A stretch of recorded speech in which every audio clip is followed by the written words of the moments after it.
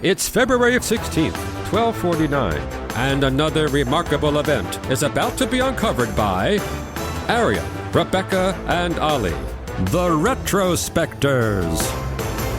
The 13th century monk Andrew of Longjumeau had a skill set that went well beyond poring over dusty scriptures and tending to the monastery gardens.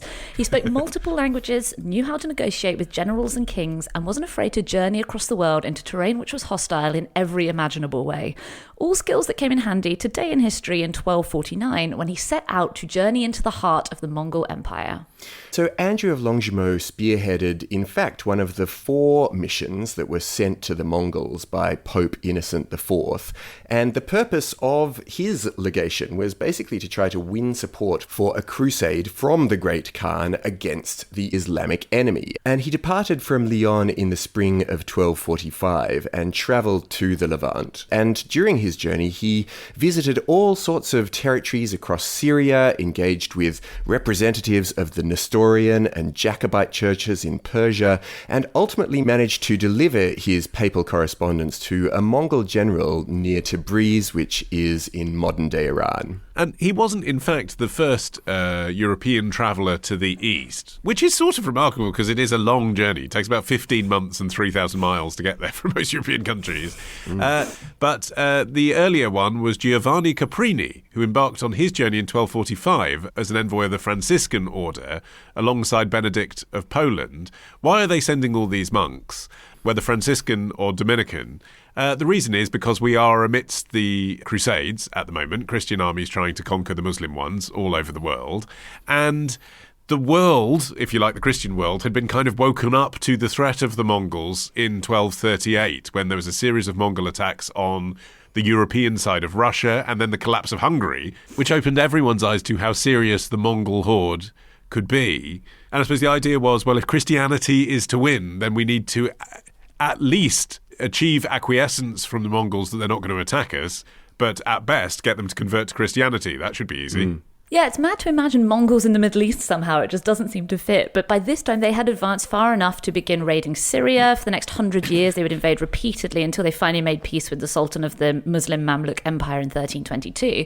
But, following the principle of the enemy of my enemy is my friend, the Pope and the European kings thought maybe we could sort of, combine our resources. The problem was they didn't know anything about Mongolia and the Mongol culture. At this time, it was widely believed that monsters and giants inhabited Central Asia. So this really was a bit of a mystery tour. And as you mentioned, on his first embassy to the Mongols, Andrew of Longjumeau had come to a halt in Iran, where he had handed off his correspondence to the Mongolian general. Quite a journey just to pass a letter over, isn't it? That's what really... Yeah.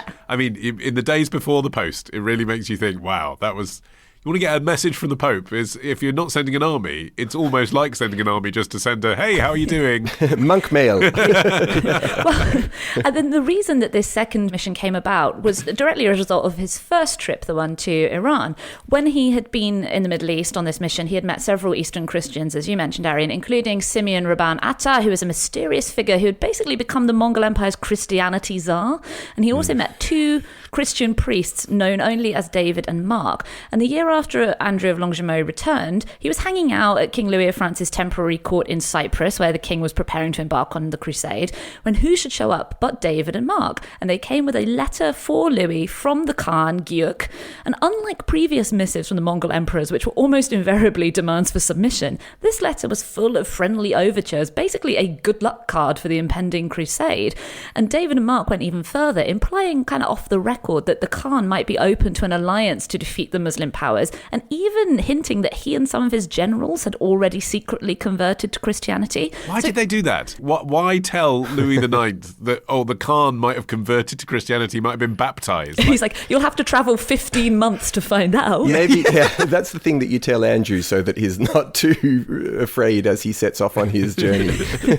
But he said, off you go, this is great. He sent Andrew off with a party of people, including Andrew's brother, went with them to see the Khan in person. And with them, he sent costly gifts, including relics of the cross and a scarlet tent embroidered with scenes from the life of Christ for use as kind of a chapel on the move. To be fair, these would be very thoughtful presents for a Christian Mongol Khan. They're not that great to schlep across the desert. A fur-lined tent. Yeah, so departing from Cyprus, they first actually sailed to the port of Antioch in Syria, and there they embarked on a year-long journey to reach the Khan's court.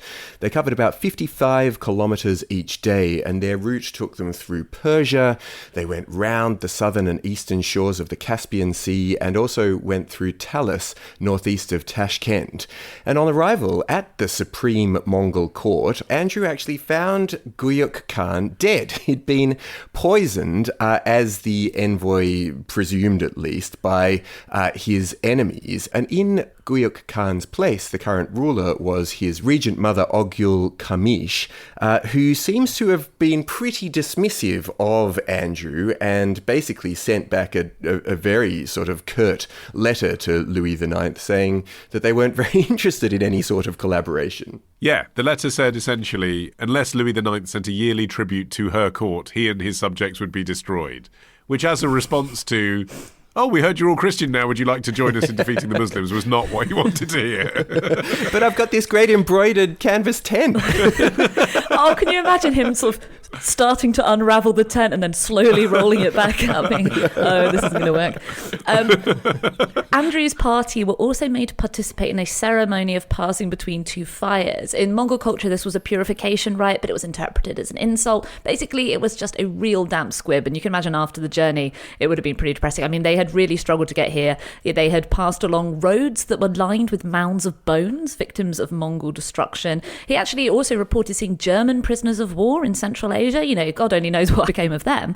So they had made this journey, and it just turned out to be basically for nothing. And the rebuffed delegation were reunited with Louis in 1251 in Palestine, where he was on crusade. So when Andrew presented his report, you can see that, there were elements of it that were possibly intended to distract the king from the overall failure of the mission. There were lots of observations that turned out later to be fairly accurate descriptions of Mongol customs, their army and their legal system. Let me tell you about the colourful spices they have. Are they our allies or are they not our allies? No. Let me tell you about the water. It's a different colour there. Yeah, well, I mean, we only know about his report from accounts of it that were later quoted by other chroniclers, and it seems like parts of it were fairly accurate, but there was a lot of fantastical and exaggerated elements to it too. For instance, he identifies the Mongol heartland with the biblical figures of Gog and Magog. He claims the Christians were actually a powerful element in the empire, and they had 800 chapels on wheels, which feels fairly unlikely given the reception they received. So was that just all about pleasing the king, do you think? Or was it just a misreporting of what they saw? Maybe they saw something and then extrapolated a statistic from the sample that they'd see. It was just like a big coach full of bones of their enemies, and they were like, it's probably a chapel. Well, at the very least, even though Andrew's mission was largely a failure, he inspired another chap, William of Rubric, who wrote the most detailed and valuable of the early Western accounts of the Mongols. William had actually participated in the Crusades of King Louis, and from there he heard about the Mongols from Andrew and decided that it sounded pretty interesting, and so went on a mission of his own to go visit the Mongols, primarily in the hope, this time, of turning them to Christianity. They just didn't give up, did they? I know. They're like, I've got a whole new idea. How about we go and try and convert them to Christianity? Yeah. So in 1253, he set out through the lands of the western part of their empire. His round trip took the better part of 3 years, and though he wasn't ultimately successful in converting them to Christianity, he too came back with lots of stories about what the Mongols were all about. These ones less fantastical, I suppose, because he didn't have to gild his discoveries too much. Yeah, and also you had to trudge back through, like, Ukraine in the snow, starving to death on the way back. By the time you get home, you're just like, I've got some hard truth for you. Yeah. But even though this expedition turned out to be a bit of a damp squib, not all of Andrew of Longjumeau's exploits ended in failure. He should definitely get his own movie. He was assigned on these kind of quests that feel like the premise of Indiana Jones movies. I think it's a bit Lords of the Ringsy, actually. Like, these epic journeys across the Silk Road. Even if you just look at the cast list, he took John Goderich, John of Carcassonne, because you can never have too many Johns. Herbert Le Sommelier. It's always useful to have one of those on your trip, isn't it? Yeah, the names are evocative, I feel. Yeah, one of his first missions was a lot more glamorous than trudging through Ukraine. In 1238, he was sent on a mission to Constantinople, tasked with securing the crown of thorns, the one supposedly worn by Jesus on the cross, and bringing it safely back to France. The Emperor Baldwin II had sold it to Louis IX, but by the time Andrew got there, the cash-strapped emperor had essentially pawned it to the Venetians. So Andrew then had to travel to Venice, settle the debt, redeem the crown, and bring the relic home, which he did. You know, he really covered himself in glory. Guys, I've also got this piece of the true cross you could have. Anyone want a bit of Jesus' loincloth? And so another week of retrospecting ends. But next week begins a day early at Club Retrospectors. Join us now to get an exclusive episode every Sunday. Patreon.com/retrospectors.